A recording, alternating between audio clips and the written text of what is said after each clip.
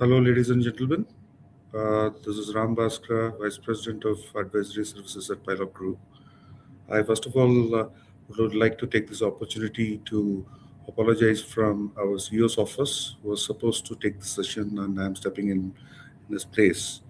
So, with this context, welcome to webinar again. And today we are going to discuss and understand about specialization of master data objects with multi-domain capabilities.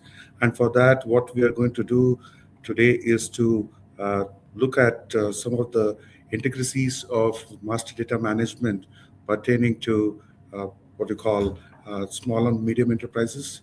So, keeping medium enterprises in mind, so what we are trying to talk about is what does that challenges what the industries usually face in terms of managing the data and with data related challenges which comes with the process, and what is the annual losses potential and where exactly the value leaks are coming and happening from, and how do we arrest it as part of master and metadata controls, which usually organization talks about, and that is split and slipped over a period of time.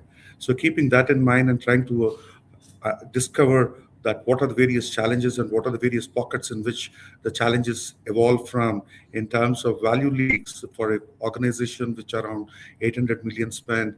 We potentially see a value leak of around 80 million, right, which are bucketed into various pockets. Let it be from an inventory perspective, let it be from a duplicate identification perspective, procurement processes, inefficiencies, and also various strategic sourcing and activities. And also this also relates to some of the activities with operation and maintenance, which we will discuss as part in due course.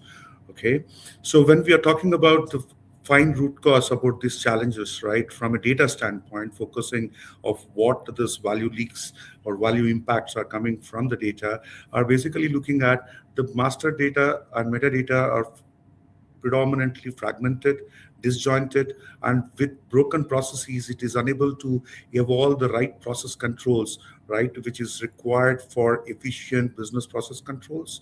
And that creates a huge value leak in terms of gaps in terms of data management and also the associated processes. For example, if you're talking about like for emergency maintenance or even any planned maintenance activities, when you need some spares, the bombs are not properly defined, and then you say that the stock is out, and now there are various obsolescence also in the stock, which typically hoards into the inventory cost and at the same time reduces your operational efficiencies. So this is some of the examples which you can typically align with in your day-to-day business also, that this predominantly are the root causes which impacts the impact of master data on the business and financial in turn the financial impacts, right? So what PiLog has to offer differently from the other organizations in order to talk about what does it mean by specialized MDM. Specialized MDM is a concept which basically talks about unification of platforms, bringing in the right materials, pairs, services, vendors, and also looking at the autonomous kind of a platform which helps in identifying the base foundation of assets and equipments, at the same time looking at overall maintainability and reliability of an asset, which is a paramount requirement for organizations today. And that is addressed with the suite of products what we have, which has the content, the context, as well as the automation, which brings into the flavor, wherein we are talking about more than 30 million, 25 million records, golden records, coming from various OEMs, OPMs, OCMs, which are industry agnostic and industry specific. These records bundled with that industry templates, which cuts across the various base, what you call domains of master data, which includes assets, services, as well as materials. This em- embedded with various standards of ISO 8000, which is basically from a data quality compliance, but also looking at various other embedded standards of ISO, let it be 14224, 81346, 45,000, 55,000 from a maintenance perspective. If you're talking about DUNS or any other standards, UNSPSC, E-Class, and all those other standards from a products and business partners management perspective, when you integrate and interoperate to set the context for various organizations, setting the right ecosystems, building the right models in terms of interoperability, and also having the right templates for your industry intelligence, right, which enables the formation of the right context for the automation, wherein AI-driven capabilities are enabled in our products in such a way that right from duplicate identification to you are talking about no touch, low touch based models of data harmonization, data structuring, which typically helps you to reduce the time of flight of data management, which includes master, meta, and also the class characteristics at one shot, which helps you to reduce the what you call the cost of data to the production system. So when you are looking at this from a PiLog advantage perspective, it is also important and pivotal to understand how PiLog integrates and operates with SAP suite of products, right? Wherein we are talking about integration and exchanging, right? Now, when you look at the three layers, which is the UI layer, which you see at the top, which includes the embedded security and other features which are required for enabling the right access to the servers, interoperability with the platform, with the integration, which you can see at the bottom, all the applications which are there here from a data perspective or end to end, which covers the 360-degree or 9 yards of data management, right from your data quality management, data health assessment, having the right validation rules predefined, workflows pre-configured, and workflow engines are all here not customizing. It is basically a configuration, and that helps you to seamlessly interoperate between various roles based on organization segregation of duties. This will help you to build a strong foundation layer for your data quality management and data quality improvement. Once the data quality improvement has been taken care, it is also referred to a lot of taxonomies, quality controls, which are predefined, right? What we talked about earlier, that we have 25 million records and 30K templates, that helps you to organize various version controls of this data coming in. With this repository and control, we can ensure that the right data compliance and the standards are achieved when the data goes and flows into the consumption system, right, through various staging, various process elements, which includes right from extraction of the data from various sources, which we call it as onboarding of asset or any other information exchange, and then trying to do the right cleansing of that, standardization of it, and taking it through right validations through AI framework into the consumer system. This assures that there is a zero defect to the production whenever it comes to master and metadata is concerned. So having said that, we just want to look at some of the integration touch points. One of the core important feature of PiLog partnership with SAP is the interoperability of PiLog DQGS with the native SAP suite of products. Let it be from the D2O perspective of the supply chain or any other S4 implementation, let it be on RISE, clouds, or even what you call grow journey, whichever journey you talk about it, and even any new dimension product or the products coming out of the BTP, talking about SAP Analytical Cloud or BDC, all those components of SAP are integrated, tested, and certified by SAP. That is where we have more than 220 integrations with SAP suite of products which are certified. And that covers the whole narration of seamless connectivity, interoperability, data security, and compliance. So this experience of integration, though it is a different platform than the SAP core suite, helps you to interoperate and also work with various AI models, right? Let it be Joule of SAP or even our internal ISLXTS, which is a proprietary of PiLog.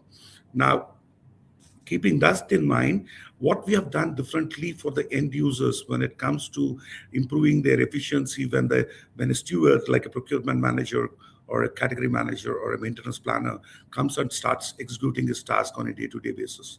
So what we have done is the co-pilots are having an interactive kind of model of AI enablement with the end users to ensure that it is a guided approach for them to pick and choose the right material, products, vendors, services, and interoperate, and also look at various other dynamics of AI use cases, which will help you to seamlessly integrate and interoperate the what you call the essence of operational efficiencies and effectiveness improvement using our AI lenses.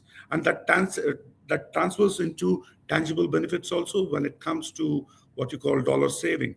Now, coming with this technology advancements, what we have done on our technology layer, how it is beneficial across the industry, right? Because our product cuts across the industry, it is industry agnostic, and we have various value levers which we are triggering depending upon the industry requirements, industry benchmarks, which are driving improvement in various areas. Like, for instance, you take an example of oil and gas. We are talking about critical spare parts availability management is one of the KPIs which business usually looks at it from a data model perspective, how we can improvise that using our data standards, data models, and in embedded AI. So similarly, if you look at manufacturing, we are looking at bomb accuracy. Now, if your bomb accuracy is a challenge there, now what takes us to build the right bombs? First is to have the right strategies, and with the right strategies, have the right data content, right? And that content is referred either to your SPDP packages, your cross-section drawings, or even your historical data, which intuitively improvises the bomb quality, right? So that is a process which is coming from the AI models, understanding your work orders, understanding your maintenance efficiencies and operation excellence, and based on that, you can improvise your bomb accuracy even. So similarly, there are various examples across various industry line, and based on your interest, we can have offline chats and conversations on that based on your problem statements, how we can actually look at your data-driven metrics tying to your business KPIs and KRAs. This is one of our what we call key USP when we are actually addressing the client challenges. Now, keeping that in mind, I just wanted to take some quick examples. This will not take much time in order to say, okay, for certain customers having an inventory optimization problem. So how do we actually optimize their inventory, looking at the total inventory cost? What is the excess? What is the carrying cost? How we can talk about interchangeability of goods? Is there a duplicate also available in the system? Redundancies, right? So these things are the parameters which we have seen, wherein we have seen for a small and medium enterprise, we can potentially look at a saving of anywhere between 9 to 36 million, depending upon its capacity and appetite for improvements, right? Including automation, because sometimes it calls for automation also to improve the process. So we take into that all the bells and whistles, including not just from an inventory standpoint. When we are looking at a factor of a data, we look at it from a form, fit, and function perspective. Like, for instance, a material master, it has a touch point with inventory, it has a touch point with maintenance, it has a touch point with production, if at all it is going to production lines. So we try to cover each and every aspect of function impacting the business process, through which we try to augment the metadata control. In inventory parameters, if you look at it, it is important to understand, before you define the material criticality, understand what is the equipment criticality. How do you typically look at your work order processing? How do you enable your strategies to your preventive maintenance to a predictive maintenance modeling? So all these things come together in order to talk about what is your optimal inventory levels. So this is where we have worked with our customer to reduce the inventory levels. Another example is talking about duplicates, wherein they had challenges with consolidation of data, because they had multiple systems which were not talking to each other, and that was actually increasing the inventory holding cost for them, because they had potential duplicates in multiple systems. And now for that, what we did a system consolidation, identification of duplicates, eliminate the duplicates, and in some cases, we have also seen that there are price variances. Where? Because as it was procured as an independent commodities, the price variance was also huge. That also we could address as part of this exercise, which could potentially reduce the saving or the annual saving for the customer around $4 to $16 million. What we have seen in our experience. This is basically one of the examples looking at from a duplicate elimination. Similarly, looking at procurement transformation, this journey is again looking at how do we optimize your procurement bottlenecks, talking about delivery lead times, talking about how do you structure your contracts to purchase orders, right? Which is basically talking about readiness to procurement, the old way of doing things. It is very, very mundane, talking about free text-based purchases or manual PR creation. These processes are seldomly eliminated or modernized to adopt to the new way of creating things with PiLog, wherein the exercise of managing the PR to PO lifecycle time is reduced from weeks to minutes now, with all the data and metadata engaged, managed, structured, and with the click of a button, auto approval happens, and you can have a viable PO to be enabled by the vendor, right?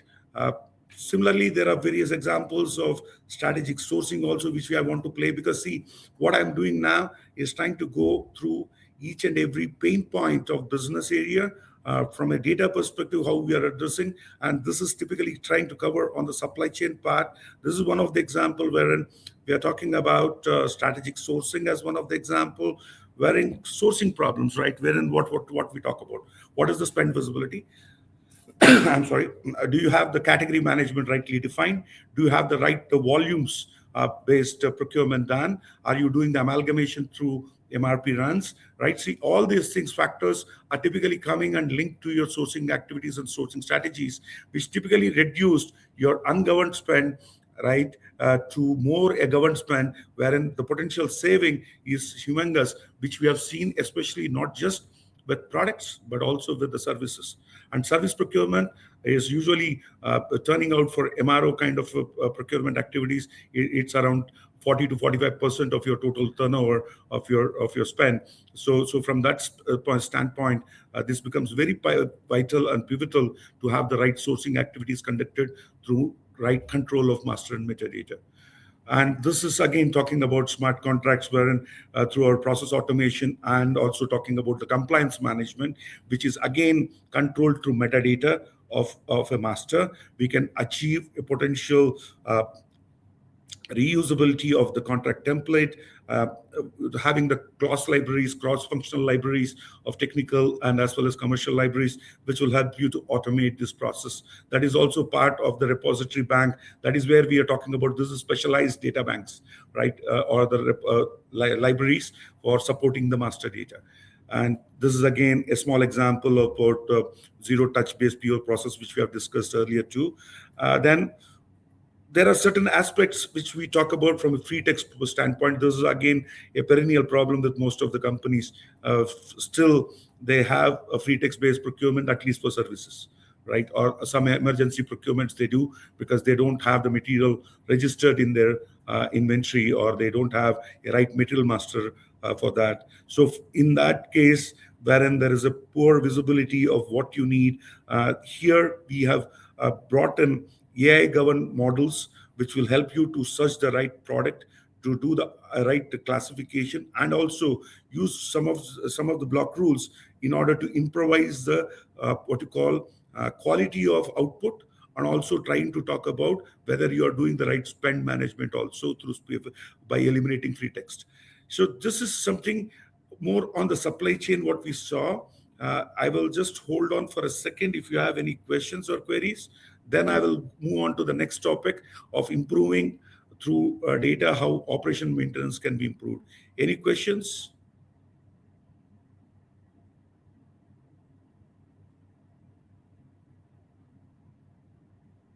Okay. If there are no questions on the call, then I would like to focus your attention on one of the other important aspect of today's asset-centric industries, that too in a mid-segment industry, is looking at your operational maintenance cost, right? Now, when you look at the operational and maintenance cost, most of the organizations, though they say that, okay, they have come out of reactive maintenance, but still unplanned downtime is there. And that typically evolves over a period of time, wherein you can see the spike in terms of the consumptions, the work order increases, and also they are trying to move forward in order to say that, okay, how the reliability of data can be looked upon from a failure perspective, right? So for that, what we have done, apart from, that's what we say, specialized master data for engineer maintenance and reliability, we are bringing in something called as failure mode effect analysis data models, which typically tells you for an asset class based on its make model, or it can be independent of make model, what can be the possible failure codes, cost codes, impact code, resolution codes.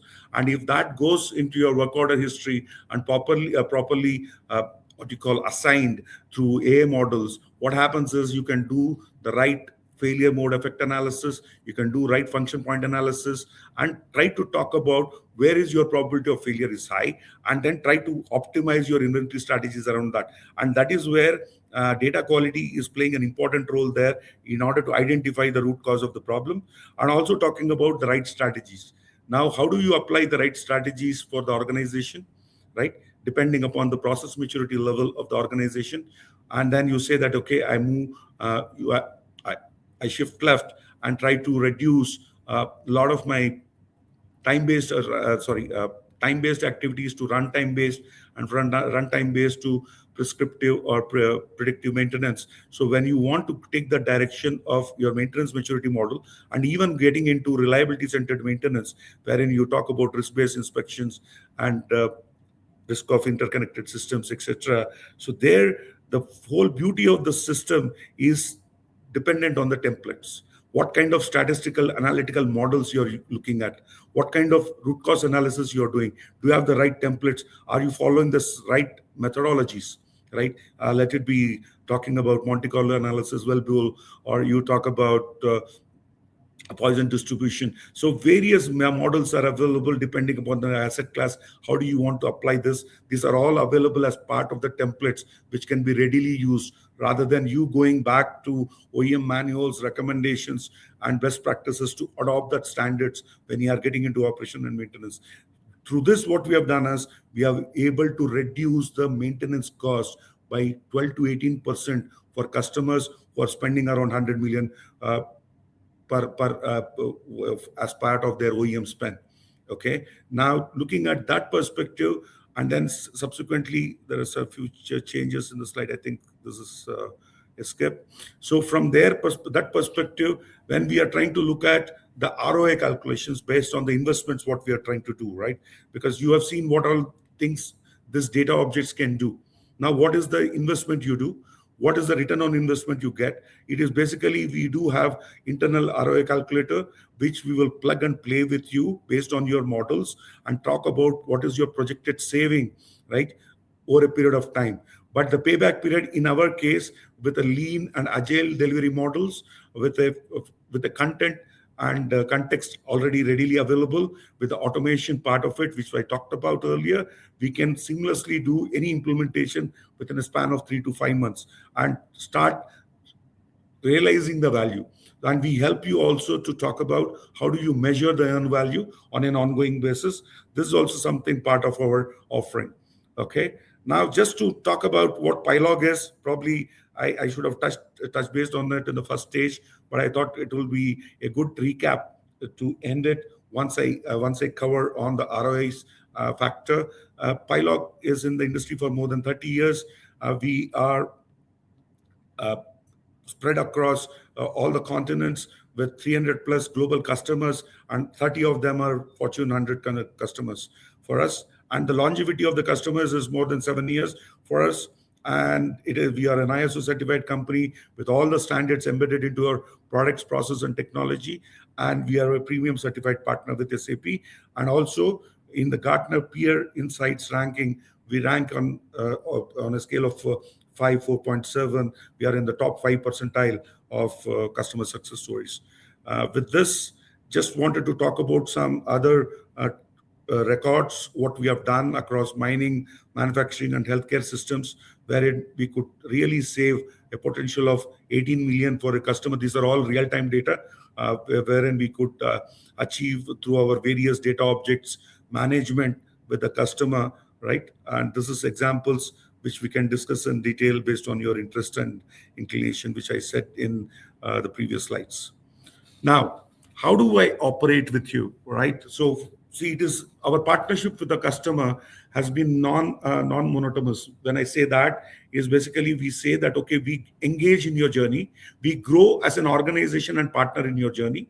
And that is the reason why we talk about performance based compensation rather than a fixed bid kind of compensation model, wherein I just take the money, I don't care about what value customer is getting, and then I just walk off. And most of the consulting houses are doing that. But we, as a data management consulting firm, we try to believe that whenever we are trying to add value, we measure the value, we achieve the value, and then only claim for the compensation, which is basically kind of a profit sharing model, right? So, and this model works for most of the customer because they can see the value coming out of it. And what is that for the customer today? How they want to should engage with us is basically a very lean and agile model, wherein we have a foundation and a baseline done with the executive workshops, looking at the readiness of your data, readiness of your processes, because process and data go like hand in gloves. So that's the reason we do the foundation and baseline analysis of both process as well as data, and then go into the exercise of, based on the data maturity levels on the scorecards, we talk about what should be enriched, what should be cleansed, and then we take into integrate and govern process, which is basically we are talking about anywhere between uh, 3 to 4 months is where we get into the go live stage, and then we scale up and optimize. Basically, if it depends upon whether your organization is you're having a centralized, decentralized, federated kind of governance model.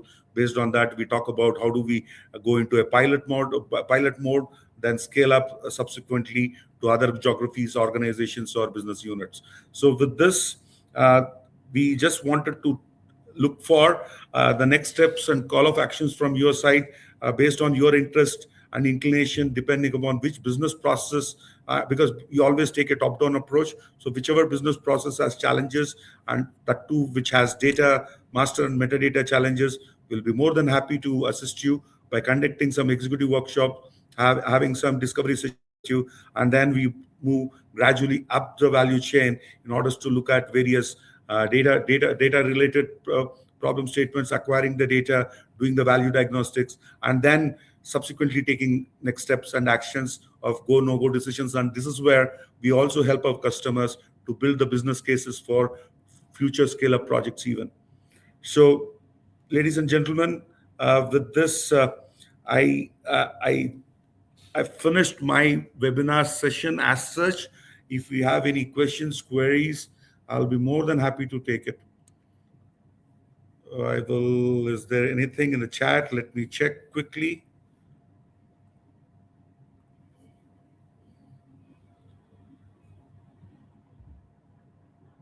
Is there a question? I could not see much of them.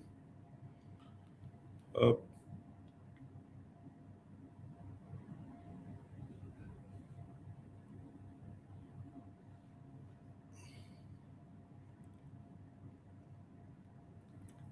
if you don't have any further questions, ladies and gentlemen, I give you back your couple of minutes.